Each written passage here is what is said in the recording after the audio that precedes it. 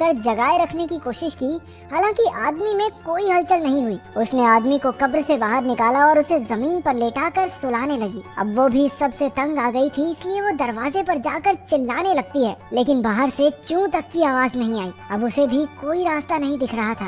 आखिरकार उसने अपने आंसुओं से आदमी की प्यास बुझाई। अगर वो मर गया तो वो भी ज्यादा देर तक बच नहीं पाएगी। कुछ देर बाद उसने अपने कपड़े उतारने शुरू कर दिए। बेहोशी की हालत में भी आदमी को समझ आ गया कि वो क्या कर रही है। लड़की के छूने से वो भी हल्का हल्का जागता रहा। जैसे तैसे लड़की ने पूरी रात उसे जगाए रखा। कुछ देर बाद दोनों थक कर जमीन पर सो गए। थोड़ी देर बाद जब आदमी की आंख खुली तो उसने देखा कि लड़की उसके पास ही सो रही थी। रेंगते हुए वो दूसरे कमरे तक गया और ताबूत से कपड़ा निकाल कर उसने लड़की को उड़ा दिया। इसके बाद वो कमजोरी से एक बार फिर बेहोश हो गया। तभी उसे ताले के घूमने की आवाज सुनाई दी। दोनों तुरंत उठ गए और पिछली बार की तरह इस बार भी दोनों ने दरवाजे की तरफ पीठ करके आगे बढ़ना शुरू किया। अब आदमी इतना ज्यादा कमजोर हो चुका था कि खुद से चल भी नहीं पा रहा था। लड़की किसी तरह उसे सहारा देकर अपने साथ दरवाजे तक ले जाती है। अचानक इस बार दरवाजा खुल गया और एक बेहद खूबसूरत नजारा उनकी आंखों के सामने आया। लोहे के दरवाजे के बाहर की दुनिया किसी स्वर्ग से कम नहीं थी। चारों ओर बेहद सुंदर झरने, पक्षी और फूल फैले हुए थे।